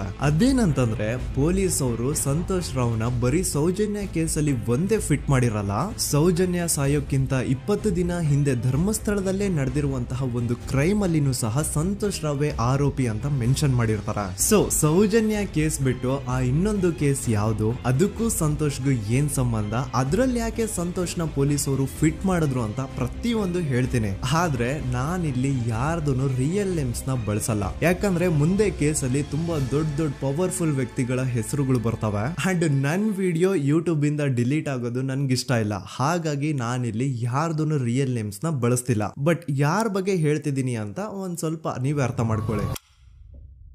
ನೋಡಿ, ಧರ್ಮಸ್ಥಳದಲ್ಲಿ ಮಾಫಿಯಾ ಕೈಂಡ್ ಆಫ್ ನಡೆಸ್ತಿರುವಂತಹ ಒಂದು ವೆರಿ ಪವರ್ಫುಲ್ ಗೌಡ್ರು ಕುಟುಂಬ ಇದೆ. ಇವ್ರ ಹತ್ರ ಬೇಜನ್ ಆಸ್ತಿ, ಬೇಜನ್ ದುಡ್ಡು, ಬೇಜನ್ ಪವರ್, ಬೇಜನ್ ಇನ್ಫ್ಲೂಯೆನ್ಸ್ ಎಲ್ಲಾನು ಇದೆ. ಆ ಊರಲ್ಲಿ ಈ ಗೌಡ್ರು ಕುಟುಂಬದ್ದು ಎಷ್ಟೊಂದು ಕಂಟ್ರೋಲ್ ಇದೆ ಅಂತಂದ್ರೆ ಅವ್ರನ್ನ ಎದುರು ಹಾಕೊಳ್ಳೋರೆ ಯಾರು ಇಲ್ಲ. ಅಂಡ್ ಈ ಒಂದು ಗೌಡ್ರು ಕುಟುಂಬ ಒಂದು ಪ್ರೈವೇಟ್ ಟ್ರಸ್ಟ್ ಹೆಸರಲ್ಲಿ ಒಂದು ವೆರಿ ಪಾಪ್ಯುಲರ್ ದೇವಸ್ಥಾನನ ಸುಮಾರು ವರ್ಷಗಳಿಂದ ತಲೆ ಮಾರುಗಳಿಂದನೂ ನಡ್ಸ್ಕೊಂಡ್ ಬಂದಿರ್ತಾರ. ಅದೇ ಒಂದು ದೇವಸ್ಥಾನದಲ್ಲಿ 60 ವರ್ಷ ವಯಸ್ಸಾಗಿರುವಂತಹ ನಾರಾಯಣ ಅನ್ನೋ ಒಬ್ಬ ವ್ಯಕ್ತಿ ಮಾವುತನಾಗಿ ಕೆಲಸ ಮಾಡ್ತಿರ್ತಾನೆ. ನಾರಾಯಣ ಅವ್ರ ತಂದೆನೂ ಅದೇ ದೇವಸ್ಥಾನದಲ್ಲಿ ಮಾವುತಾಗಿ ಕೆಲಸ ಮಾಡ್ತಾ ಇದ್ರು, ಅವ್ರ ತಂದೆನೂ ಅದೇ ದೇವಸ್ಥಾನದಲ್ಲಿ ಮಾವುತಾಗಿ ಕೆಲಸ ಮಾಡ್ತಾ ಇದ್ರು. ಸೊ ಹೀಗೆ ತಲೆ ಮಾರುಗಳಿಂದ ಮಾವುತ ಆಗಿನೇ ನಾರಾಯಣನ ಕುಟುಂಬ ಆ ಒಂದು ದೇವಸ್ಥಾನದಲ್ಲಿ ಕೆಲಸ ಮಾಡ್ತಾ ಇರುತ್ತೆ. ಸೊ ಒಮ್ಮೆ ತುಂಬಾ ವರ್ಷಗಳ ಹಿಂದೆ ನಾರಾಯಣ ಅವ್ರ ತಂದೆ ಆ ದೇವಸ್ಥಾನದಲ್ಲಿ ಮಾವುತಾಗಿ ಕೆಲಸ ಮಾಡ್ತಾ ಇರ್ಬೇಕಾದ್ರೆ ಆಗಿನ ದೇವಸ್ಥಾನದ ಧರ್ಮಾಧಿಕಾರಿ ಆ ಮಾವುತನ ಕೆಲ್ಸದ ಮೇಲೆ ಇರುವಂತಹ ನಿಷ್ಠೆ, ಅವನ ನಿಯತ್ತು ಅಂಡ್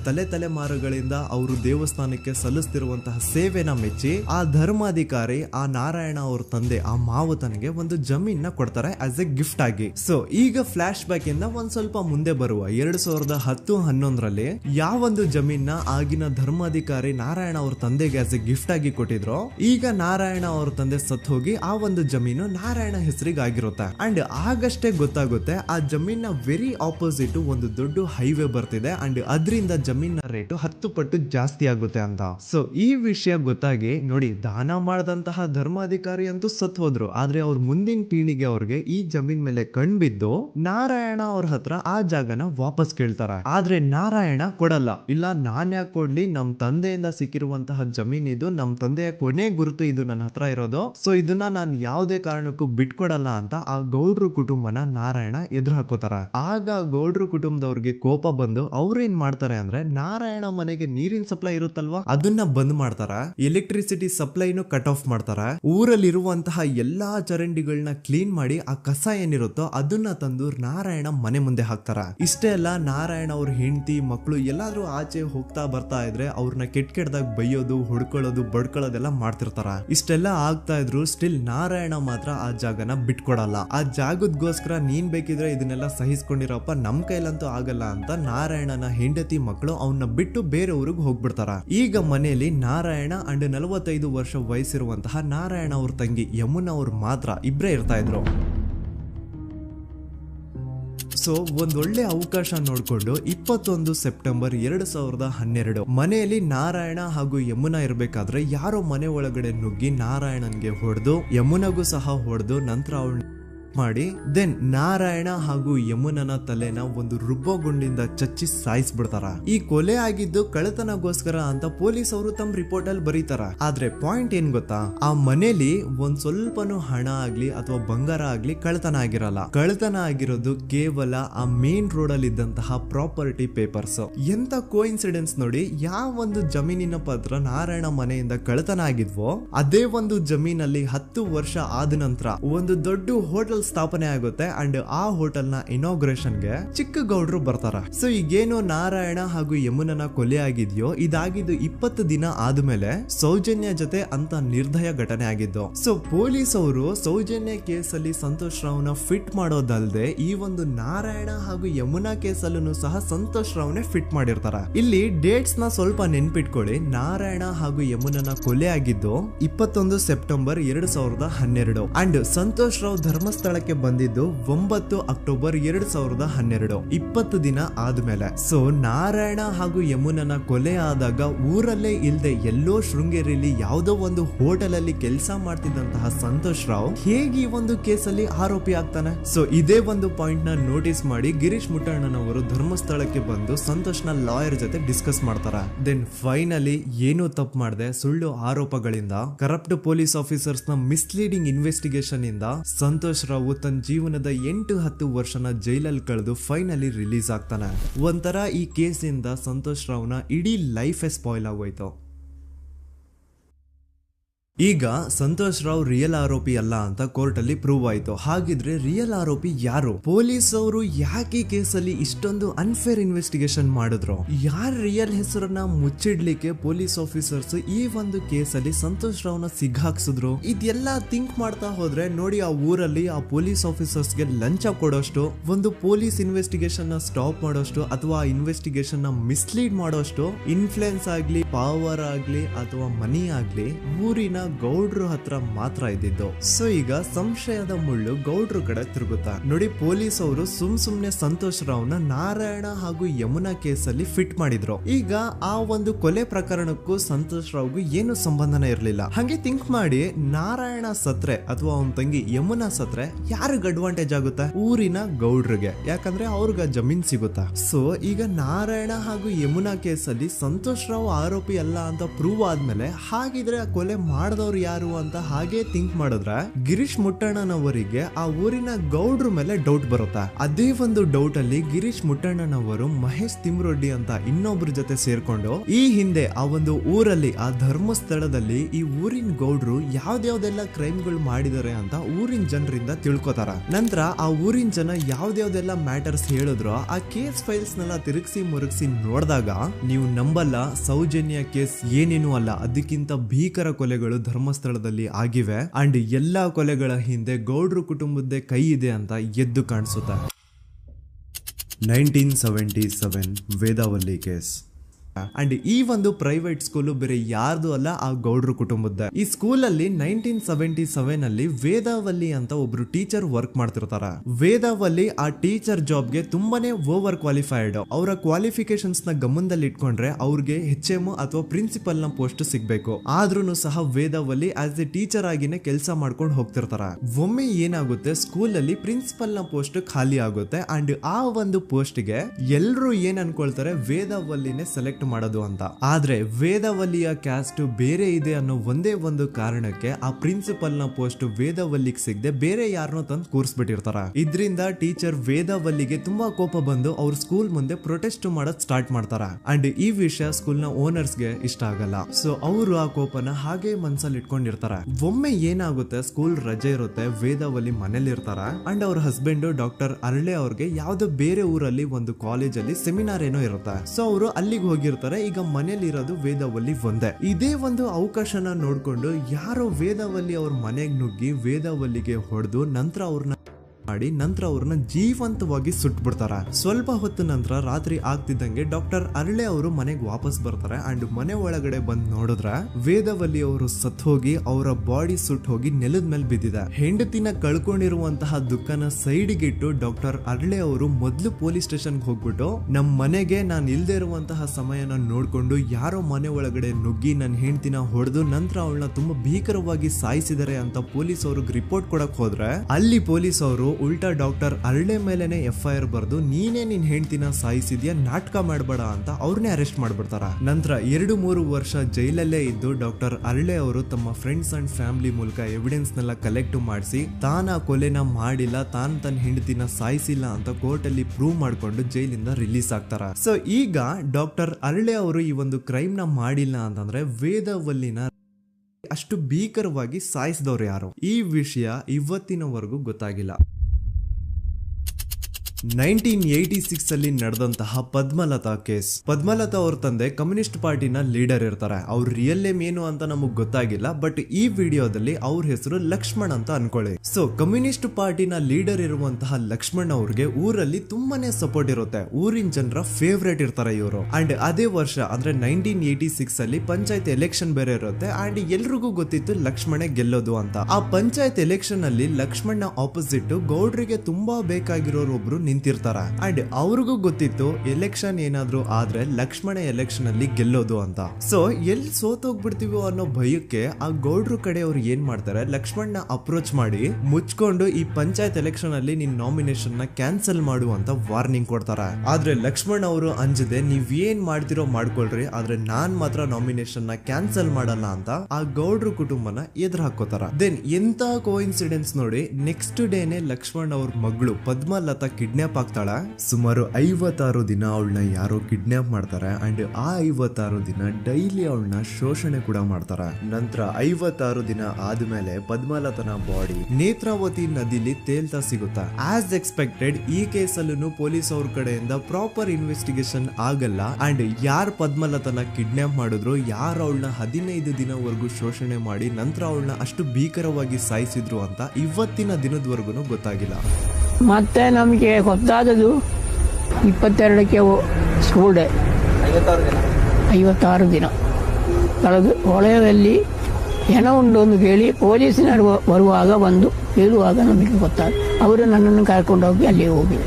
ಇನ್ನೊಂದು ಲಾಸ್ಟ್ ಕೇಸ್ ಇದೆ, ಇದು ಅರ್ಲಿ 2000 ಅಲ್ಲಿ ನಡೆದಿರೋದು. ಇವ್ರದ್ದು ಅಷ್ಟಾಗಿ ಡೀಟೇಲ್ಸ್ ನಾನು ಹೇಳಲ್ಲ, ಜಸ್ಟ್ ಮೇಲ್ ಹೇಳ್ತೀನಿ. 2000 ಇಸ್ವಿಯಲ್ಲಿ ಧರ್ಮಸ್ಥಳದಲ್ಲಿ 2 ಫಿನಾನ್ಸ್ ಬ್ಯಾಂಕ್ ಇರ್ತಾವೆ. ಒಂದು ಅಗೇನ್ ರಿಯಲ್ ನೇಮ್ ತಗೊಳ್ಳೋದು ಬೇಡ, ಲೈಕ್ ಜಸ್ಟ್ ಸಹಕಾರ ಗ್ರಾಮೀಣ ಬ್ಯಾಂಕ್ ಅನ್ಕೊಳ್ಳಿ. ಅಂಡ್ ಇನ್ನೊಂದು ಬಂದ್ಬಿಟ್ಟು ಫೈನಾನ್ಸ್ ಪ್ರೈವೇಟ್ ಲಿಮಿಟೆಡ್ ಬಂದು ಗೌಡ್ರು ಕುಟುಂಬ ಅವ್ರಿಗೆ ಸೇರಿದ್ದು. ಆ ಕಡೆ ಇವ್ರ ಆಪೋಸಿಟ್ ಏನದು ಗ್ರಾಮೀಣ ಬ್ಯಾಂಕ್ ಇತ್ತು, ಅದರಲ್ಲಿ ಒಬ್ಬ ಮ್ಯಾನೇಜರ್ ಬಡವ್ರಿಗೆ ಸಹಾಯ ಆಗ್ಲಿ ರೈತರಿಗೆ ಸಹಾಯ ಆಗ್ಲಿ ಅಂತ ತುಂಬಾ ಕಡಿಮೆ ಬಡ್ಡಿಗೆ ಲೋನ್ ಕೊಡ್ತಿರ್ತಾನೆ. ಇದರಿಂದಾಗಿ ಧರ್ಮಸ್ಥಳದಲ್ಲಿ ಆಲ್ಮೋಸ್ಟ್ ಎಲ್ಲಾ ಕಸ್ಟಮರ್ಸ್ ಆ ಗ್ರಾಮೀಣ ಬ್ಯಾಂಕ್ ಕಡೆಗೆ ಹೋಗ್ತಿರ್ತಾರೆ, ಪ್ರೈವೇಟ್ ಲಿಮಿಟೆಡ್ ಕಡೆಗೆ ಯಾರು ಬರ್ತಿರಲ್ಲ. ಇದರಿಂದ ಗೌಡ್ರಿಗೆ ಲಾಸ್ ಆಗ್ತಿರುತ್ತಾ. ಸೊ ಅವ್ರೇನ್ ಮಾಡ್ತಾರೆ, ಆ ಗ್ರಾಮೀಣ ಬ್ಯಾಂಕ್ ನ ಮ್ಯಾನೇಜರ್ ಏನಿದ್ನೋ ಅವನ್ಗೆ ಒಂದು ಸ್ವೀಟ್ ವಾರ್ನಿಂಗ್ ಕೊಡ್ತಾರ, ಮುಚ್ಕೊಂಡು ಇನ್ಮೇಲೆ ಇಂದ ನಿನ್ ಲೋನ್ಸ್ ಕೊಡೋದನ್ನ ನಿಲ್ಸ್ಬಿಡು. ಇನ್ ಕೇಸ್ ಲೋನ್ ಕೊಟ್ರು ನಾವ್ ಯಾವ ಇಂಟ್ರೆಸ್ಟ್ ರೇಟ್ ಗೆ ಲೋನ್ ನ ಕೊಡ್ತಾ ಇದೀವೋ ಅದೇ ರೇಟ್ ಗೆ ನೀನು ಕೊಡುವ ಅಂತ ಫೋರ್ಸ್ ಮಾಡ್ತಾರ.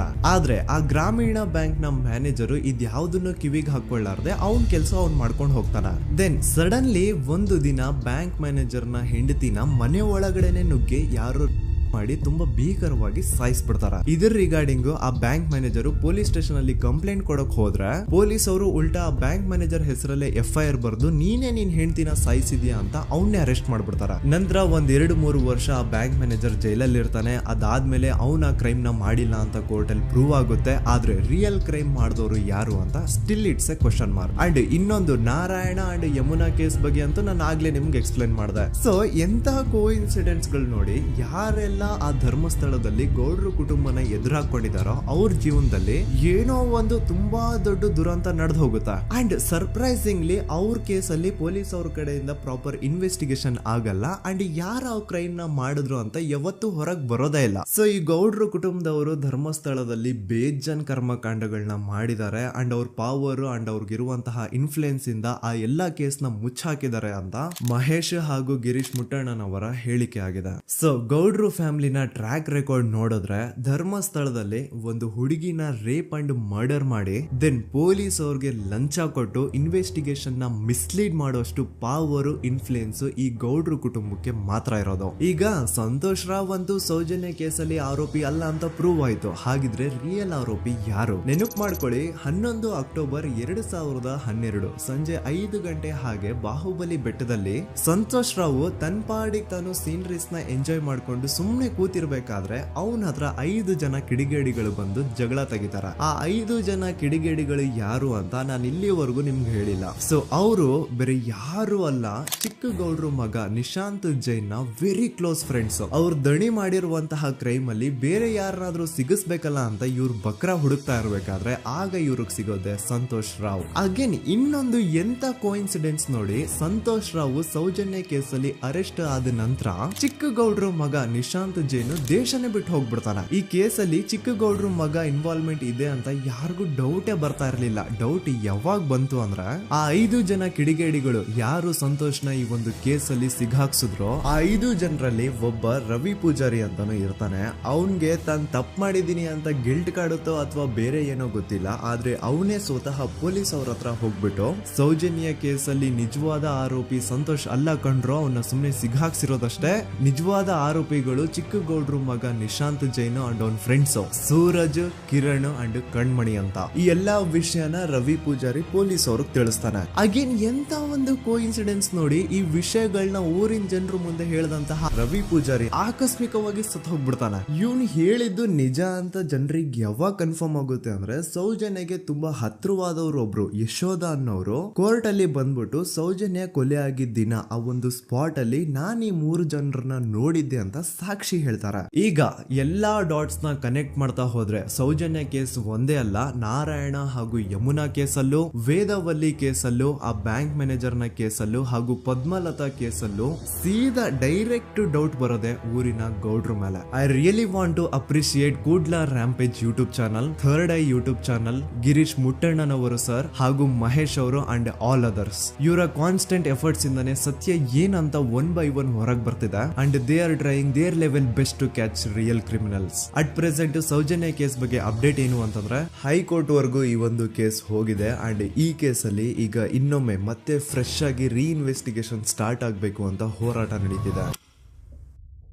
ಸದುತ ಪ್ರಜೆಗಳೇ, ಇದಾಗಿತ್ತು ಸೌಜನ್ಯ ಕೇಸ್ ಬಗ್ಗೆ ನಮ್ಮ ಒಂದು ಡೀಟೇಲ್ಡ್ ವಿಡಿಯೋ. ಈ ವಿಡಿಯೋದಲ್ಲಿ ನನ್ನಿಂದ ಎಲ್ಲಾದ್ರೂ ಏನಾದ್ರೂ ಚಿಕ್ಕ ಪುಟ್ಟ ಇನ್ಫಾರ್ಮೇಶನ್ ಮಿಸ್ ಆಗಿದ್ರೆ ಅಥವಾ ಮಿಸ್ಟೇಕ್ ಆಗಿದ್ರೆ ಅದನ್ನ ದಯವಿಟ್ಟು ಕಮೆಂಟ್ ಸೆಕ್ಷನ್ ಅಲ್ಲಿ ಹೈಲೈಟ್ ಮಾಡಿ. ಈ ವಿಡಿಯೋ ಯಾವಾಗ ಯೂಟ್ಯೂಬ್ ಇಂದ ಡಿಲೀಟ್ ಆಗುತ್ತೋ ನನ್ಗಂತೂ ಗೊತ್ತಿಲ್ಲ. ಸೊ ಪ್ಲೀಸ್ ಆದಷ್ಟು ಬೇಗ ಇದನ್ನ ಎಲ್ಲಾ ಕಡೆ ಶೇರ್ ಮಾಡಿ. ಓಕೆ ಪ್ರಜೆಗಳೇ, ಇವತ್ತಿಗಿಷ್ಟು ಸಾಕು ಅನ್ಕೊಳ್ತೀನಿ. ನಾನು ನಿಮ್ಮ ದೂತ ಸಮೀರ್ MD. ಮತ್ತೆ ಸಿಗ್ತೀನಿ ನೆಕ್ಸ್ಟ್ ವಿಡಿಯೋದಲ್ಲಿ.